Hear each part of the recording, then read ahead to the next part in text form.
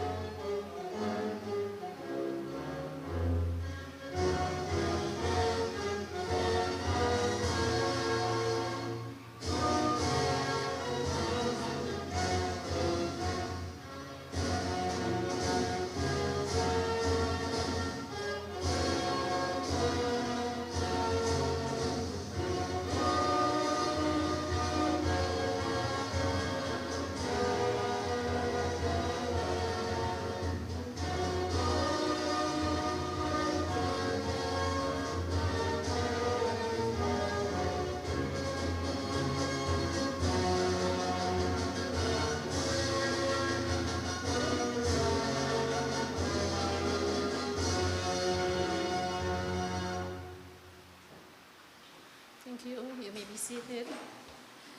Good afternoon again. I would like to take this opportunity to welcome all of you and particularly to acknowledge my colleagues at the table, our parliamentarians, our party leader and leader of the opposition, Honorable Tracy Tega-Panton, Honorable Lima Chang, Honorable Godwin Halak, and of course, Honorable Senator Pitts.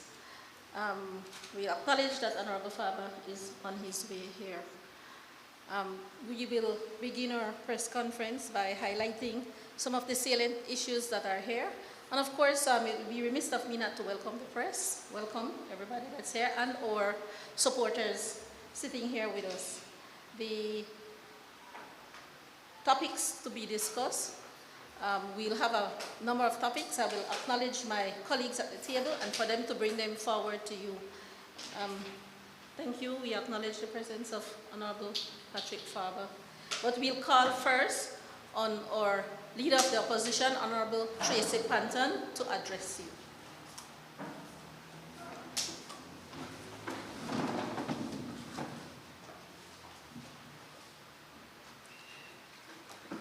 Good afternoon, my esteemed colleagues, those at the head table and those in the audience,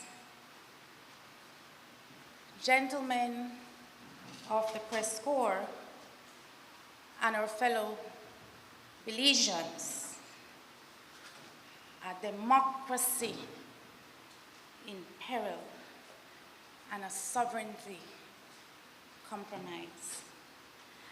Let me say on the onset that the core responsibility the fundamental duty of any government is to protect its country's sovereignty and, most importantly, our people.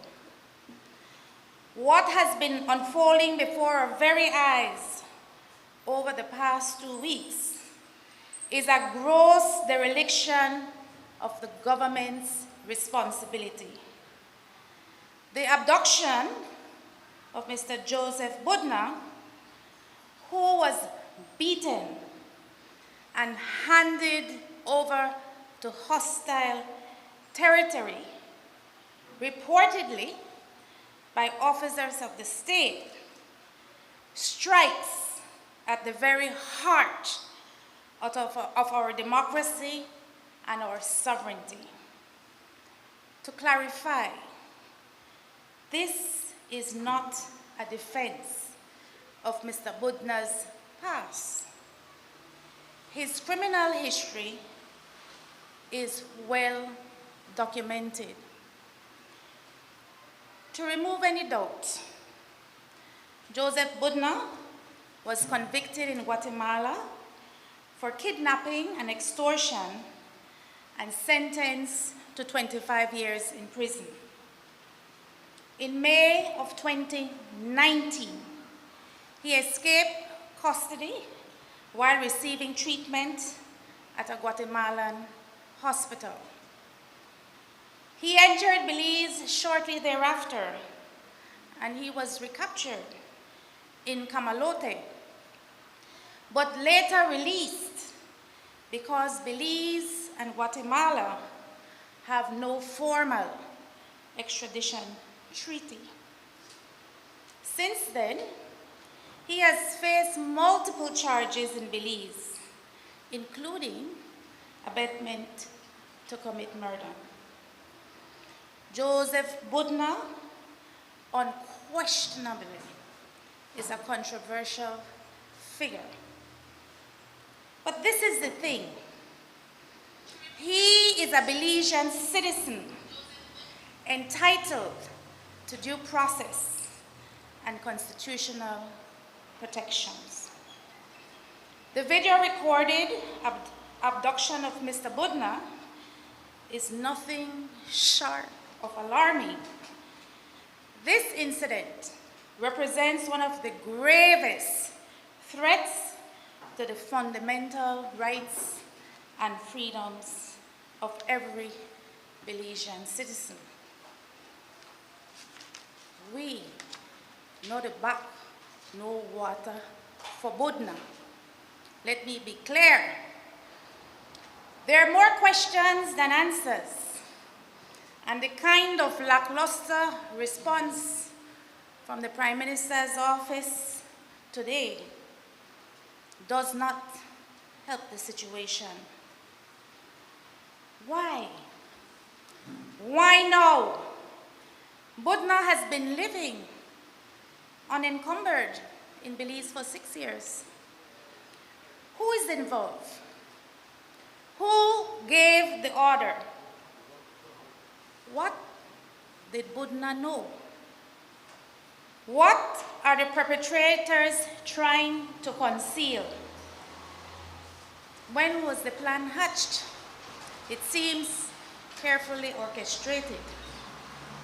It has been 2 weeks, and the Prime Minister of this country, the head of state, had to demand a report from the Minister of Police and the Police High Command.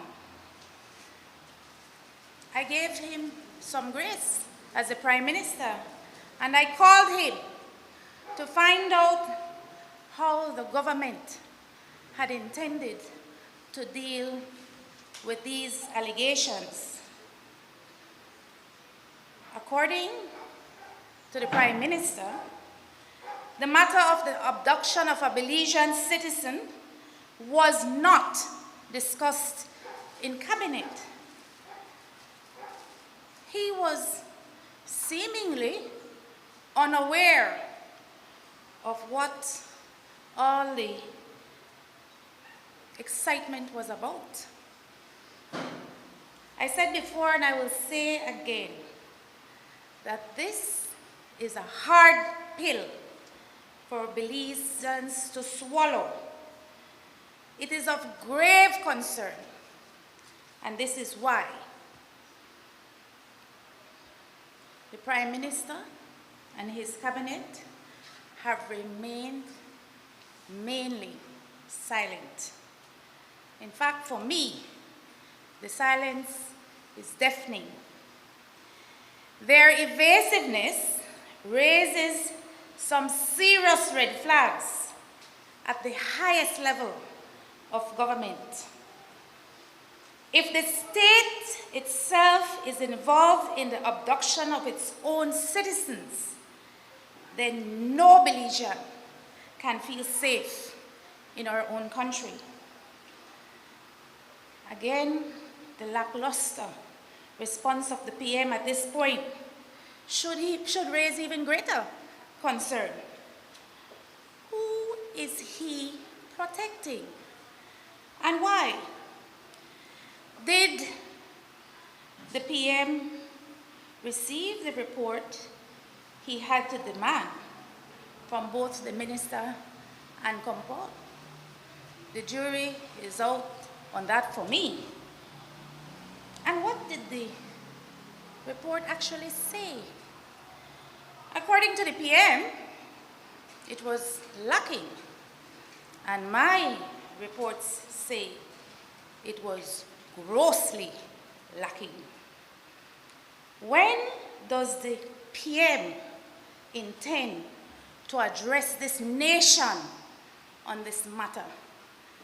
Reliable reports have shared with me that he left the country today, immediately after issuing his press release. We, sir, we the Belizean people need more than a press release. This case must be viewed as a serious national security threat. Why was the PM not briefed immediately by the Director of National Security? We will remember when His Excellency Ambassador Oliver Del Cid was appointed as the head of national security in March of 2022. At that time, the Prime Minister boasted that the placement of the National Security Directorate under the office of the Prime Minister was done intentionally. It had not been done so for 20 years, and it underscored the attention that this office intends to give to the national security matters. And I quote the Prime Minister, "The country faces existing and emerging security challenges. By taking an all-government approach through interagency coordination, we hope to have these security issues addressed." End of quote. So I am reliably informed that their system of reporting to the Prime Minister works this way. By 8 a.m. each day, Special Branch produces a written brief covering politics, especially the opposition politics and opposition activities. It covers serious crime, cross-border incidents, particularly with Guatemala and other matters. The brief goes directly to the Prime Minister, the Minister of Home Affairs and New Growth Industries, the Minister of Defense, the Director of National Security, and the Commissioner of Police. At week's end and at month's end, analytical reports are produced from these daily briefings. For your information, both the BDF and the Coast Guard have their own intelligence units that also report to the Director of National Security. The Commissioner of Police, or in his absence, the Deputy Commissioner, must give at 9 a.m.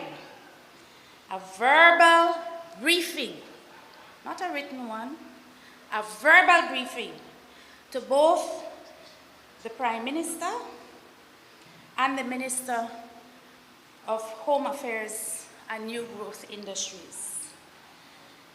And the Prime Minister must be informed immediately if any serious incidents happen the day before. With this system in place, it is inconceivable that the abduction of Joseph Budna could have occurred without the knowledge of the highest offices of government. Accountability of leadership is of paramount importance on matters of this magnitude. Did the Director of National Security, who we have established is not a minor official, not at all. He is directly answerable to the Prime Minister. Did he fail to advise his superior? Is it the responsibility of the Director and his advisors to both detect and neutralize threats to our national security? Did the special branch, whose job it is to prepare these daily written and verbal reports, fail to produce them and hand it to the highest office in the land? Why, we may ask, was this protocol breached? Is the Commissioner of Police, who has blatantly lied to the Belizean people, complicit by his own doing or on a directive from a higher authority? Why were the police reporting protocols and procedures breached? Why were the DVRs wiped clean? Who is responsible for safeguarding this evidence? Fellow Belizeans, there are more answers. There are more questions, than answers. Ladies and gentlemen, Belizeans, we must demand the answers we need in this very egregious breach of our national security. We implore that we all come together on this issue. Members of the independent media, and we like to acknowledge the role of Channel 7 and Mr. Vasquez in its reporting on this matter. We call on our civil society partners, the unions, the NGOs, the churches, our business community, the Belize Bar Association, who has not even whispered a concern on this matter, and all other interest groups to join your voices with ours and to demand three things. One, the immediate release of all surveillance footage reportedly seized by the police. 2, an independent investigation into this abduction, and I mean strictly independent. And 3,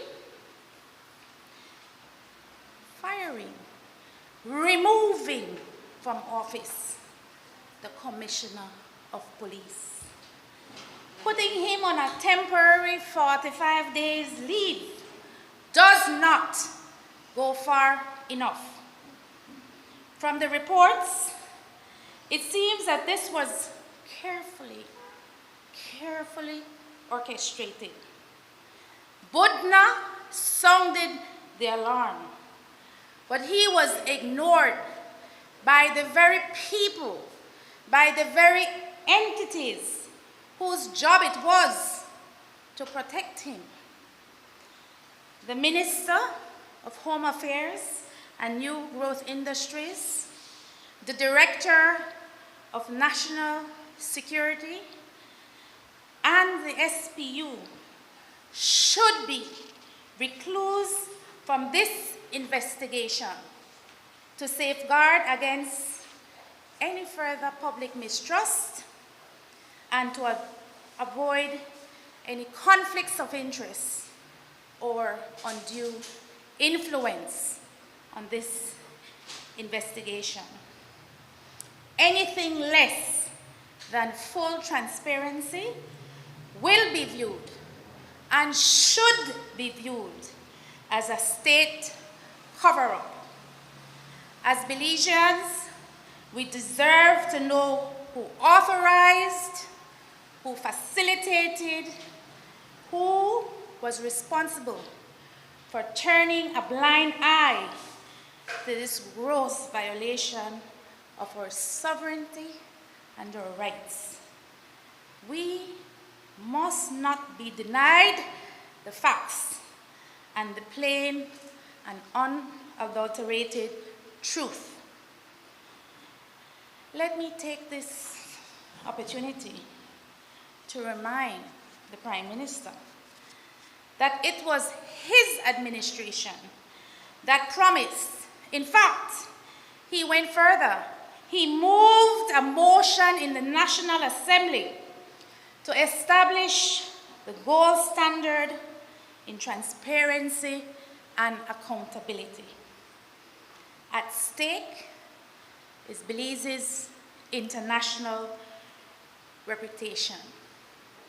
At stake is our trust in the very state institutions whose duty and obligations are to protect us. And most importantly, Belizeans, at stake is the safety of each and every one of us. As citizens, we should be outraged. They are the same players, the same entities that will be tasked with the implementation of the 13th Constitution Amendment Bill that, as proposed, will unduly infringe on a certain class of our citizens. If you live on the south side, adjacent or within known gang-related areas, if you are a Creole or of Afro descent, if you are a male within the ages of 18 and 35, you will be particularly susceptible to this constitutional infringement on your fundamental rights and privileges as a citizen. This is the time to stand up and to speak out. One has to wonder what other methods are not being disclosed to the Belizean people that are of national importance. The infiltration of Mexican cartels in northern Belize, the encroachment of Guatemalans in southern Belize, both on our land and sea. What signals are we sending to them? The arrangements for Belize to become a third safe country and the implications on our own national security arrangements. Our laws will need to be changed, and that will be necessary to uphold and to safeguard our legal and judicial system.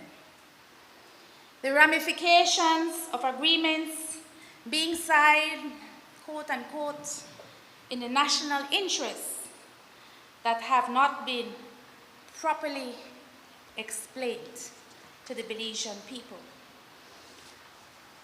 The agreement that was recently signed for the data sharing, for example, is one of these matters that requires full explanation and disclosure to the Belizean people. In this Briceño administration, I said before, and I will say it again, there are far more questions than answers. And this, Belizeans, is simply not acceptable. The government works for the people. It is not the other way around. The people should not be doing the government's bidding. Let us remain focused. This issue is not about one man's past or one man's criminal behavior. I end where I started. It is about whether our government is complicit in undermining our sovereignty, our rule of law, and our national security. Ours, my friends, is a democracy in peril and a sovereignty that has been seriously compromised. Thank you.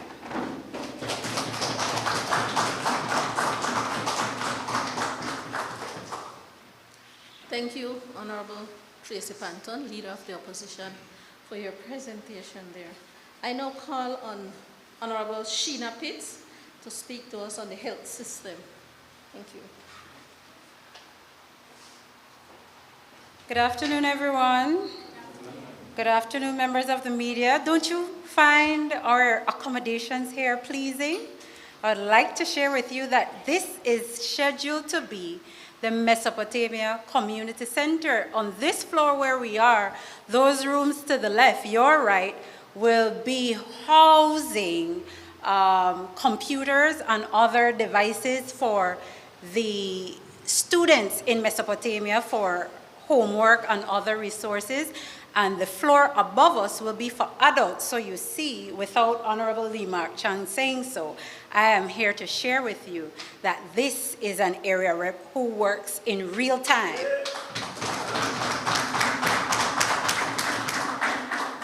And I'd like to piggyback on what the Honorable Tracy Tega Panton said about the Joseph Budna case. I would like to invite you to jog your memories to about 25 or 26 years ago. Perhaps, Mr. Vasquez, you will recall the name Dr. William Willits. Dr. William Willits was a Belizean who was kidnapped from Belize. by state actors who were identified at that time, Simeon Alvarez and Eli Salazar. Right, those were the two most aggressive investigators for the police at that time. And at that time, we knew that the state actors were complicit and part and parcel of his kidnapping. It went so far as the police for Dr. Willett went to the Supreme Court and secured an injunction to prevent the kidnapping. You know what those police did? Initially, they had plans to get the man out of the country on an American Airlines flight. When they learned of the court order impending, you know what they did? Change and put him on a Taka flight. Ladies and gentlemen, this issue of kidnapping Belizeans is serious. The fact that it has happened to someone who has a criminal past cannot be the issue. Because under a PUP government, at that time, we have seen where state actors were complicit in the kidnapping of a Belizean. And so when we raise the alarm, it is not about the person, the name, or their past. It is about the act of the state colluding to abscond a Belizean national out of this country, and in this case, to a country for which we are going to the International Court of Justice in November to argue our territorial sovereignty. Ladies and gentlemen, let me get to the topic at hand. Mr. Vasquez, I ask you in the kindest of ways, go down that rabbit hole you know to go so well. And you recall for the nation those instances of abduction. Because this is not about who was abducted. This is because any one of us, mind you, if I talk to Strongins there, I might turn up missing. That is the message that is being sent. And I am not here saying definitively that it is because he was talking out against the government that he was kidnapped. You know, I don't know that. Let the file that was prepared that accompanied him show that. And let the so-called investigation that ought to be done reveal that.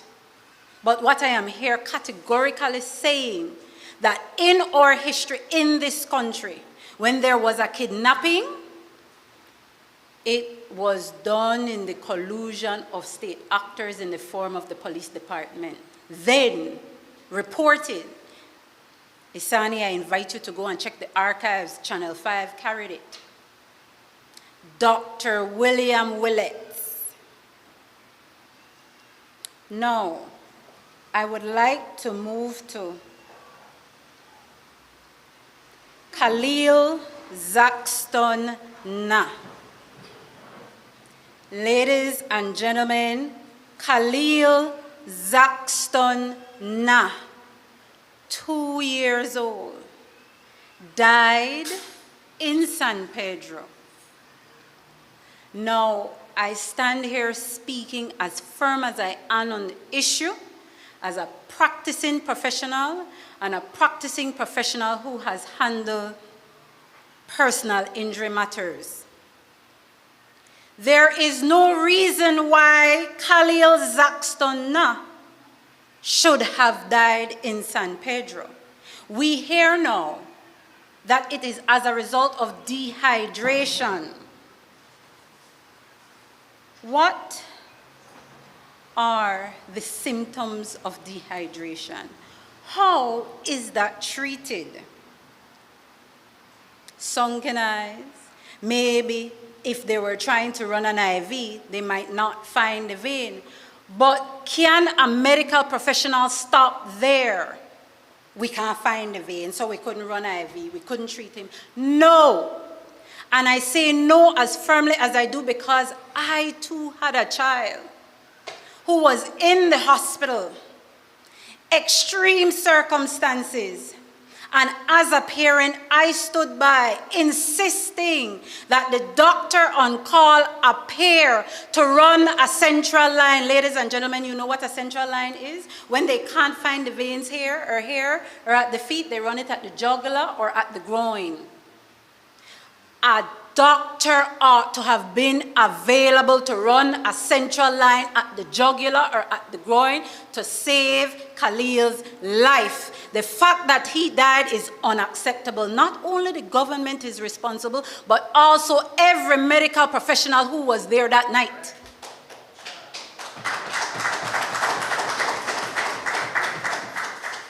Did we not hear from the government their commitment to health? This $50 million for NHI?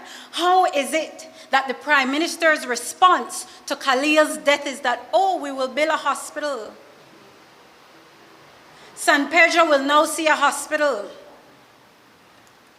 It is unacceptable.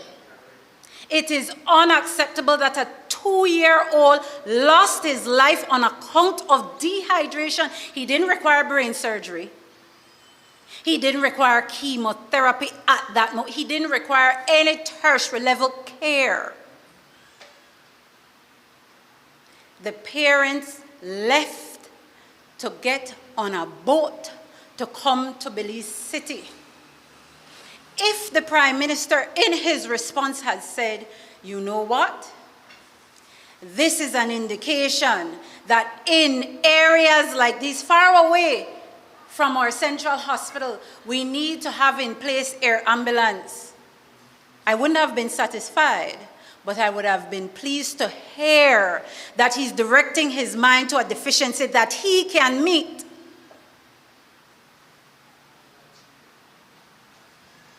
Why has there been silence on the death of Khalil? And so I invite his parents, I'm not here to solicit work, I invite his parents to find any attorney and you take the entire staff and the government to court for your young child. I was able to save my child's life at 14 months old. He got the central line put in. There is no reason why Khalil couldn't get a central line run to save him from death by dehydration. In addition to that, I invite the parents, there is the best pathologist I know in the name of Dr. Hugh Sanchez. Have Dr. Hugh Sanchez perform an autopsy to know the full extent of the cause of death of your young child. He had his entire life ahead of him. There is no reason for his life to be deprived of him, for his parents to cry on account of a deficient healthcare system, on account of doctors who refused to do what they ought to have done when he was there. No reason. Ladies and gentlemen, members of the public, we are well familiar. The cycle of life is that children should bury their parents, not parents bury their children. And so the hurt, the harm occasioned to the family is too unspeakable to not lament. And I invite the public, I invite San Pedranos, do not sit down and take it. The fact that the clinic in San Pedro is deficient and not running should be a matter to turn the island over.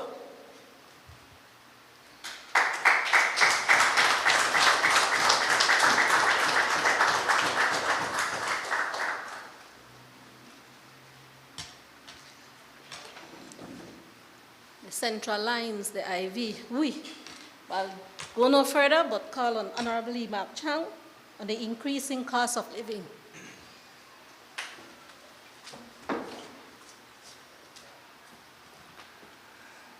Afternoon. And afternoon, everyone, and all my Belizeans who are listening, afternoon. Today, I'm here to speak about inflation. Inflation continues to rise in Belize. What is our government doing about it? is there any plans from the government to address the continuous rising cost?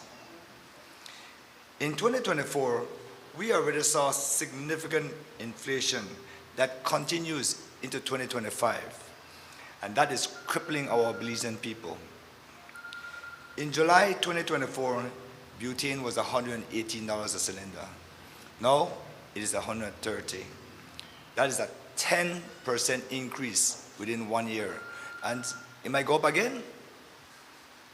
Bread, in 2024 July, it was $1.75. Today, it's about what, $2.10, $2.15? That's crazy for bread. Bread to go up, and that's about 30-35% increase. Carrot is up 17%. Lettuce, cucumber, and this is only for July, you know. When you talk about the trend compared from last year to this year, we have to mix it up sometimes. Even chicken, they go up. Fruits and juices up 11.7%. Also in July, water 10.7%. Imagine water to go up, but no soft drink. No believe me? Check the Manala and the SIB report. Also of note, housing is through the roof, and I mean through the roof. And the economy is only getting weaker with weak overnight tourists and the agriculture sector. There is no hope for sugar in sight. Tourist hotspots is literally dead, DED, Jules, DED, dead. If this is a step and track inflation government we have, we need to take them off track. Here's a couple of proposals for immediate and fast relief to the government. We not only criticize, we try to give recommendations so that they could do it and do it fast. Lower gas, butane, and utilities. Scaling back of unnecessary capital spendings, especially on unnecessary infrastructure projects, and redirect the funds to programs that help reduce household costs immediately. Open up the importation process to all qualified Belizeans to import goods. This will increase competition and reduce monopolies, lowering the cost of living across the board. This government has failed our farmers, and in doing so, they have failed every family that struggles to put food on the table. We will not be silent while our people suffer. We will not accept excuses while our families are abandoned. We will not rest until food and basic necessities is affordable for our families and our farmers receive the full support they need. The choice is clear. Support our farmers and control market manipulation, or continue to watch our people suffer and suffer and suffer with the constant inflation rise. Provide immediate fuel, fertilizer, and seed subsidies for agricultural production and the food transportation to reduce costs. Maybe the government have that in place, you know, but only select few people get it. They're not across the board. If you're a farmer, you're a farmer. There's no red or no blue. Implement and enforce price controls on all basic necessities and food baskets. I must say though, that even the government of Belize realizes the tremendous hardships that they are now providing opposition members with a lee budget to help, ticklings that will help with the uncontrollable inflation spiraling out of control. Any help given to our people, the Belizean people, is greatly appreciated. My fellow Belizeans, let us stop sitting on our butts. I want to say the other word, but we'll leave it at butts. And speak up and take actions to make sure our government hears us loud and clear. We should not have to choose between buying medicine and buying food or basic necessities. We should not have to watch our children go hungry. We should not have to accept that food and basic necessities is too expensive for the Belizean family. The well-being of our people is first and foremost. That is the government's job. We cannot eat streets, and we, the people, need relief now. Thank you.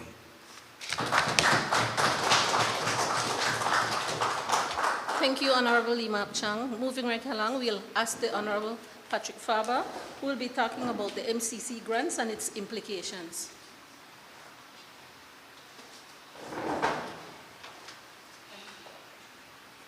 Good afternoon, everybody. Good afternoon, party leader and members at the head table, members of the media who are here this afternoon, my colleagues who have come from near and far. Thank you for being here this afternoon. I remember, like it was yesterday, that I rose in the House of Representatives at that time to caution that there had to be some kind of quid pro quo when Belize accepted a known terrorist in this country's border and granted him a safe place to live. In my opinion, that gamble or that experiment has not gone wrong at all, and Mr. Majid Khan continues to enjoy full freedom here in Belize, and it is probably, like I said, a gamble that has proven thus far to be successful for the government. But I cautioned then that when you see these deals happening,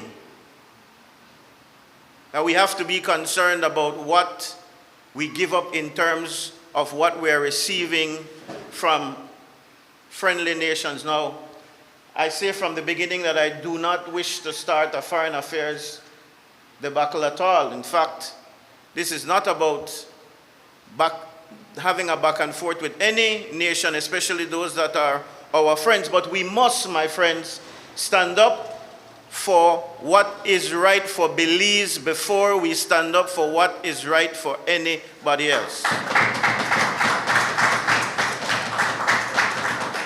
I say this within the context, of course, of the MCC deal that promised Belizeans $250 million. And you know that when the new American president came into office, that in fact, the entire thing was thrown to the water. And then recently now, we hear that it is back on the table. It is back on the table, but we have not heard the details. And as you know, the devil is always in the details. In fact, my friends, when it was that the MCC contract was first introduced, again, I got up in the National Assembly to ask the question, what is it that Belize is giving up in exchange for this money?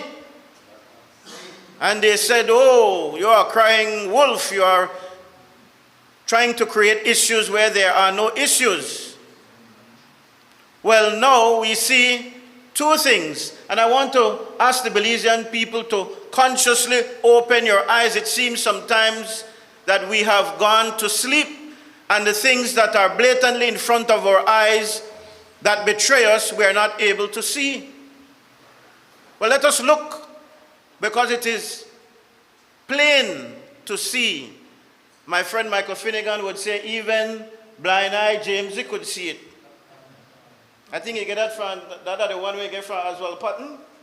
Or that the one about, anyways. It is plain and right in front of our faces that the United States has an agenda that they want us to follow. And if that agenda that they want us to follow will end up in the benefit of Belizeans and putting Belizeans first, then no problem. But where those matters bring trouble for Belize, we have to be concerned. And so I challenge the government this afternoon to be open and to be transparent with us and to tell us, give us the details. You renegotiated the MCC contract. What are the details? Because from where we sit in the opposition, we see two factors playing out that are not in the best interest of Belize. We are told, and my friend, the deputy leader of the party, the second deputy leader of the party, when she was Minister of Immigration, can give you the details as to how Belize has been pressured over time to become a safe country or a third safe country. over the years, and in fact, the UDP administration resisted. What they're asking Belize to do is to accept people from other parts of Central America who can't make it to the United States. And we have got to ask the question, who is it that you're asking us to take? How is it that we are going to provide for these people when in fact we are not able to provide for the Belizean people? Born and bred, I have nothing against immigrants. This country has been a country of immigrants. But when it is being sold, when our birthright is being sold large scale, like what it appears to be now, when it is that we don't have proper preparation, I always use San Pedro and Burgess Key as a microcosmic example of what can happen in this nation, and in fact, not what can happen, what has already happened in this nation. When I was Minister of Education, we found the problem of not having enough spaces for children to attend school in San Pedro. You know why? Because everybody and their brother and sister pack up their families and go to San Pedro because they're seeking employment, and they flood out the system there. It may well be the case that has caused us to be very delinquent and deficient in providing the very basic services that my friend the Honorable Sheena Pitts just spoke about, medical care being one of them. That is what has happened in our country, large scale. We have taken on people, and that, some will argue, is the nature of how Belize has been over time, but when it is, we enter into what I will call clandestine arrangements because it is done behind the backs of the Belizean people, it is done without transparency, then we have to be concerned. I raised this concern when we found out that the foreign minister and representatives of the government of Belize engaged, I think it was the last press conference, they engaged with our CARICOM brothers and sisters to have Belize be one of the first countries to allow for the movement of free labor. And the foreign minister quite bluntly after that shut it down and said, oh, we are crying fowl and crying chicken and crying whatever have you.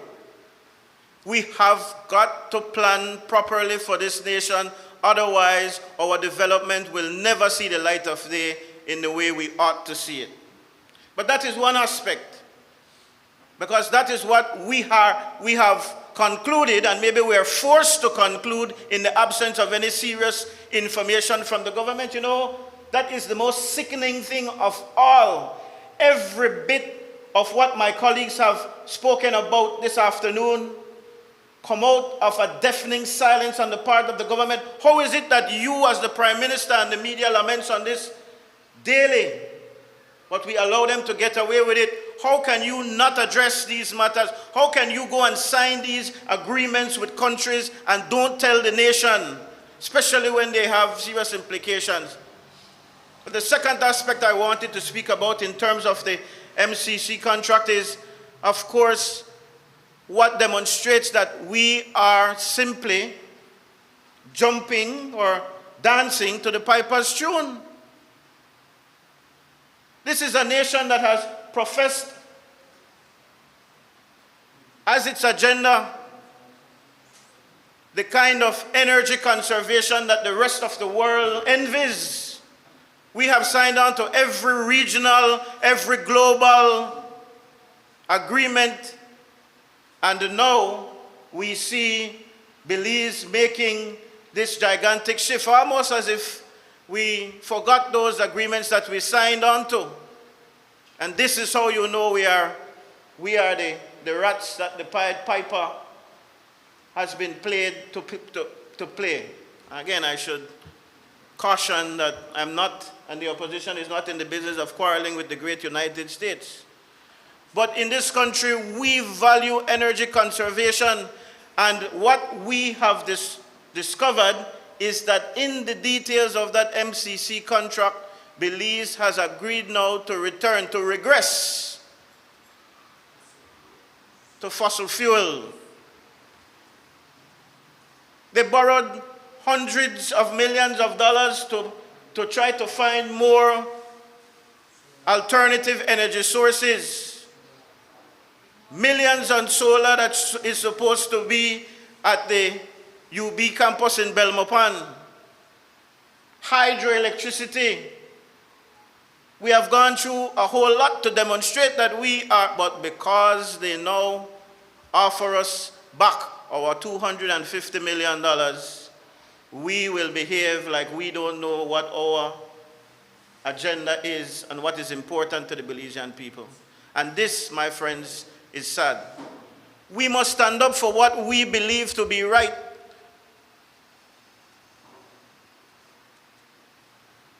So I call on the government this afternoon to make it very clear what the details are in terms of the MCC agreement. Because there had to be some kind of renegotiating, there had to be some kind of sitting down at the table and sweetening the pot. You know, I remember one time when there was the Ebola virus scare. And I knew as a part of cabinet that the then Prime Minister, the Right Honorable Dean Barrow, had taken a call from then Secretary of State John Kerry asking him to have patients or people who were positive with Ebola on that ship come on board so that they can land a plane and put the people in there. And Dean Barrow said, no way, Jose. I remember watching CNN and watching Wolf Blitzer say, little Belize has said no to the United States. Well, it seems that little Belize has lost its principles and lost its backbone from the time of Dean Barrow's conversation with John Kerry.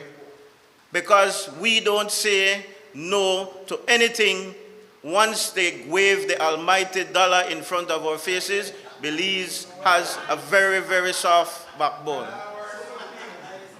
And so we call on the government to declare, if it is not so, then tell us what is happening in this agreement, what are the details, what is being promised to the United States, what is the exchange. By the way, I told you about Majid Khan, and I suggested from that time in the House that what was at stake then was that they were given permission to go to Venezuela to negotiate with Mr. Maduro the discount in the loan situation that Belize had with Venezuela. And so said, so done. It came to light that in fact that was the case. They are making these sweetheart deals in the name of the Belizean people. It is not in our best interest, and we must put Belize first. We call on the government to quit the silence game and to give us full disclosure. Thank you, ladies and gentlemen.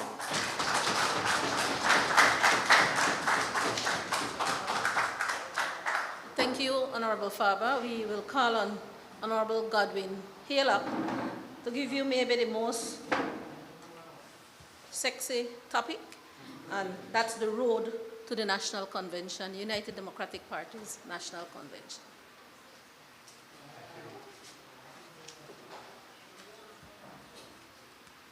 Good afternoon, Belizeans, near and far.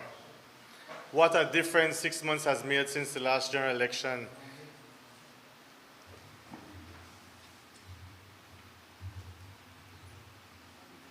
The PUP were purring to perfection after the last general election, and 6 months later, this PUP government seems to can't get anything right. Scandal after scandal, ministers hiding,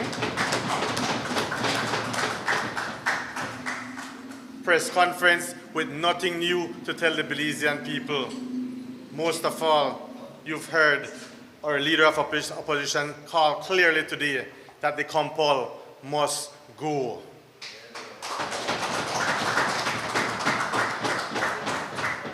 You've heard the Honorable Senator Pitt say, healthcare is a disaster on San Pedro. The hospital, the multi-million-dollar hospital, is way too long in waiting. Many times, people have complained. They want a new opposition. They want to see the rebuilding of the UDP. They want us to create this forceful and impactful team that will fight the UDP. Because while Jose Vasquez can bring the media with scandals after scandals, it's only the opposition that can mobilize this country and effect true change in the government business.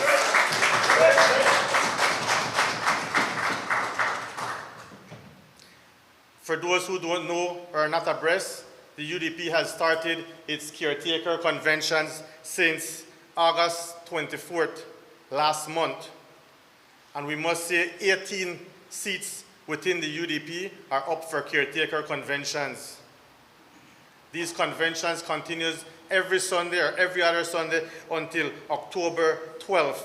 It's really part of the greater plan of a grand reset that culminates November 30th with a national convention to bring unity to this party. It couldn't come at a time more important than when we see the lackadaisical performance of the government.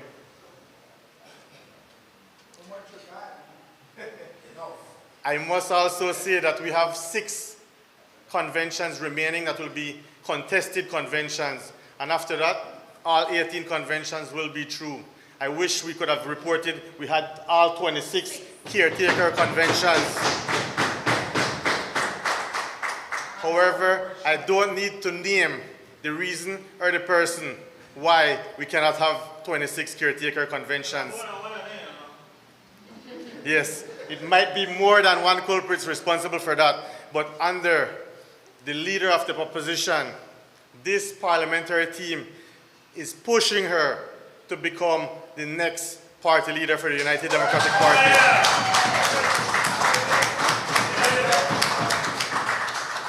In fact, I will go on to say that she has unanimous support from us to take up the hard struggle of bringing the UDP back together.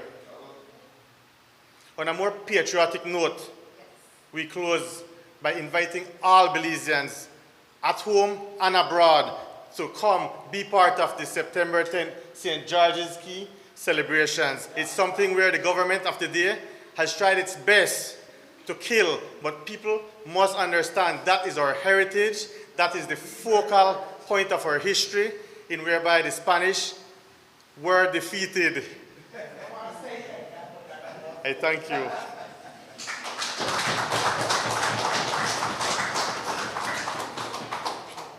Thank you, Honorable Halak, and thank to our head table for those presentations, and we'll open the floor for questions and discussions. Anybody who wants to?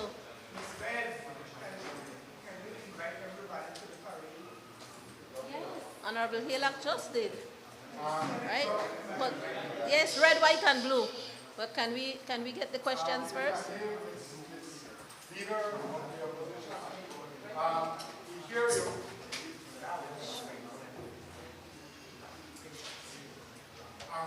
We hear you, but as Mr. Halak alluded to, the unique power of the opposition as opposed to just everyone else out there complaining or making noise or demanding action.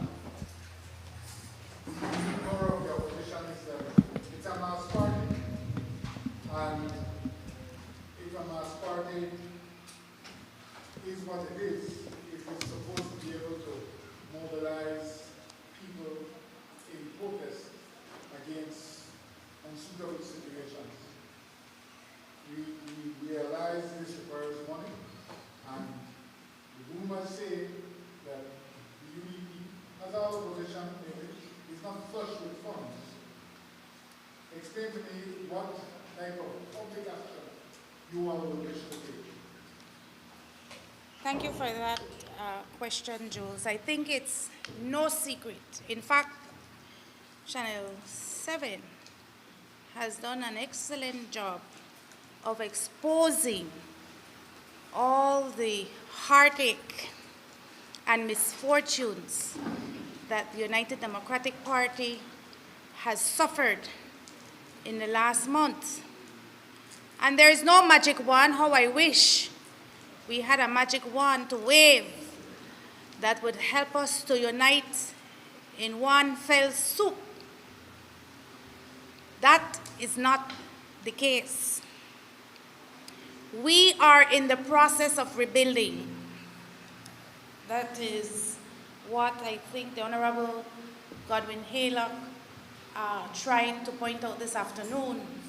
It's a process, and it is not easy work, and it does require a significant amount of resources. We see the corruption in government. It's blatant, and certainly the United Democratic Party cannot be accused of that level of corruption that we see now on full display. I'm reminded of a phrase my father used to say, that power corrupts, but ultimate power corrupts absolutely. We are calling, as the party that is rebuilding, our social partners, our friends in the union, or the NGOs, the business community. We're calling on the churches. We're calling on all Belizeans to join your voice with ours and say, enough is enough is enough. When our sovereignty, our very sovereignty, is under siege by a government who has a fundamental duty and responsibility to this country, we need to join forces. We have tried to give the Prime Minister grace. We have tried to give him the benefit of doubt. We have tried to afford him the time he purportedly needs to be brief. 2 weeks later, 2 weeks later, there are no details forthcoming to the population. And there are some who say, with the backwater for Budna. And I want to say to all Belizeans in the sound of my voice, we're packing the water for all of us. There's a saying in our local parlance that said, today for me, tomorrow for you. And so there's a call to action, Jules, to ask our partners, our civil society actors, our churches, our business community, or partners in the free and independent media, to keep up the pressure on government until we can get the answers we need, until that report is shared, until those surveillance videos are released, until a commission who will be responsible entirely for an independent investigation is named and given the resources to ensure that we can get the answers we speak. If all else fails, we will have to call the arms on the street. We will. And we hope and we pray that Belizeans understand how grave a situation this is, that we are now living on an authoritarian rule. Where is our democracy, the one that we guard so zealously as Belizeans? It is non-existent, and that is why the United Democratic Party is fighting to unite and fighting to rebuild, because we cannot leave no stone unturned where it relates to the protection of our civil rights, our fundamental freedom, our privileges as citizens of Belize.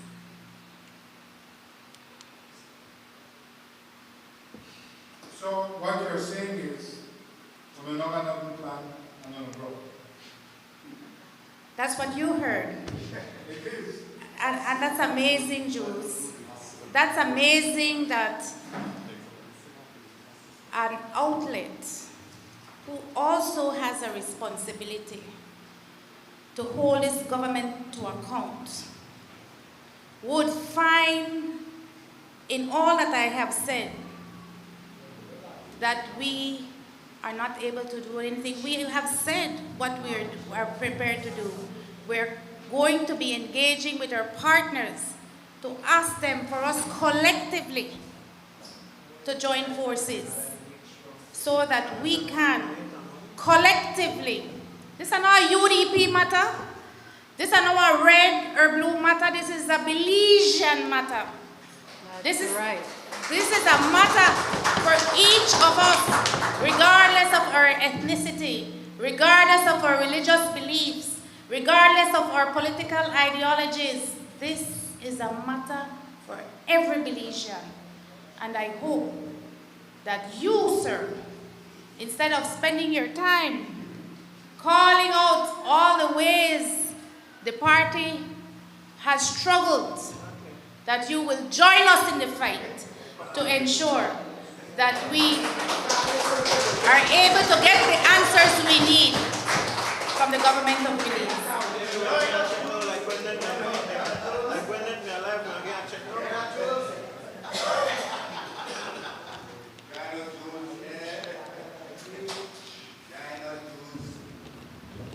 Good afternoon, Mrs. Phantom. I just had a quick question referencing the Budna matter. I know that you wrote in reference to a letter from the Guatemalan authorities in your Facebook post, I believe, this morning. I just wanted to know if that particular document was tested for its authenticity or what happened. It is my understanding that it is an authentic document. However, the English translation that I have certainly creates more confusion in my view and doesn't provide the answers and correctly contradicts what this government is saying. And so we need the answers, and everything that's out there, all the information that we have, the file that was sent with Budna, the report that the Prime Minister has, the police report from the Guatemalan authorities, all of these documents need to be examined very critically by the independent task force that will be appointed to look into this matter. Given the nature of the present situation with Mr. Budna and the manner in which he was taken, and the fact that it seems to fall squarely at the feet of the Minister of Home Affairs would have been perhaps left at the wheel, do you believe that perhaps it's time for there to be a cabinet reshuffle where his portfolio is concerned? I felt initially that a cabinet reshuffle should have been the first step. But where I am today is that Karim Musa must be removed from cabinet, and he must be removed from his duties and responsibilities as the Minister for Home Affairs with responsibility for the police.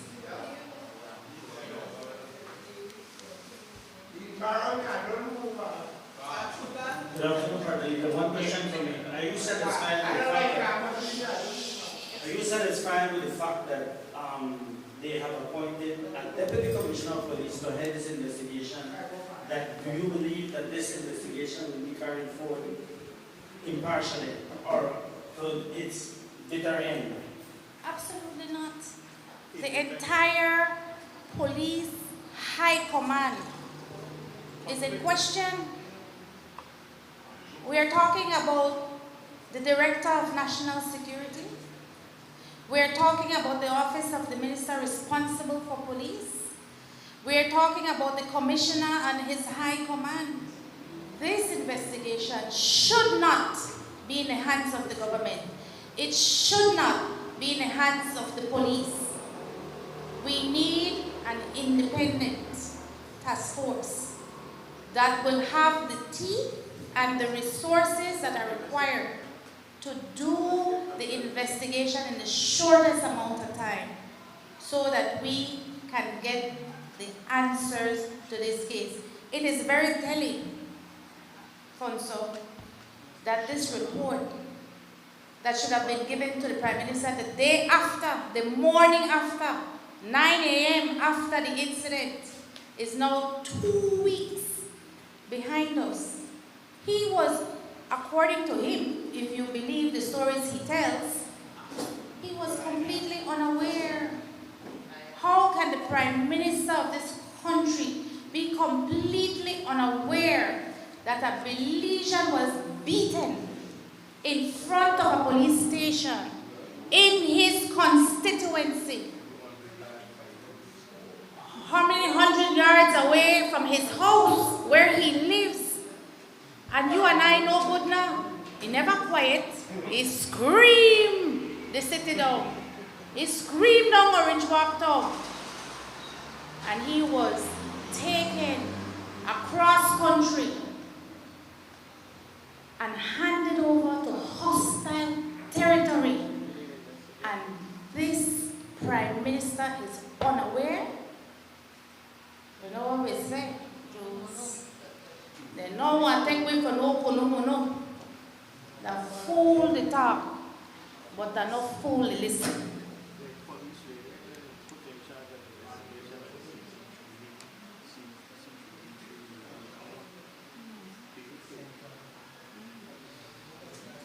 Any more questions from members of the media? As leader of the opposition, have you seen the videos from that?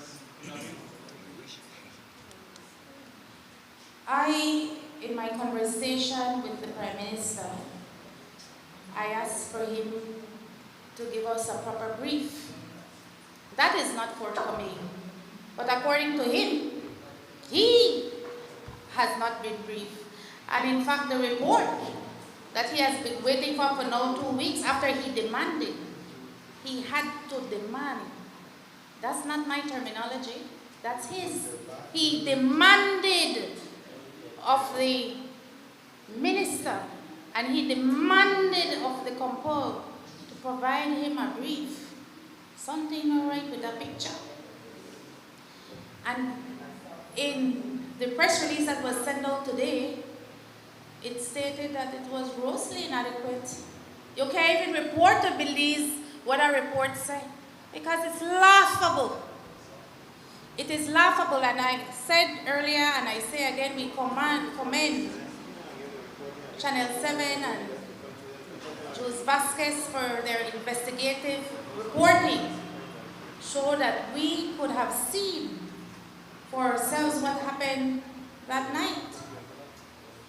Had he not done that work, and had his informers not shared with him what they had available, we may have done past this issue, or may they on to the next matter. This matter would have been swept under the rug. And I am saying to every Belizean, we simply cannot allow that to happen. My last question, as the leader of the opposition, is the opposition forming an investigation for this issue? We wrote, sorry, I don't know if Love FM didn't get a copy, but we wrote a letter, a formal letter, to the Prime Minister, and I also sent a letter to the Minister responsible for the police, the Minister of Home Affairs. We have not received any response to either of those two letters, but indeed, in those letters, we requested and we are insisting that an independent investigation be held on this matter. So indeed, we are hoping for that to happen. More questions? If not, we want to thank you all for being here. Thank you to the head table, thanks to the media, and thanks to our supporters here with us today. Have a good evening.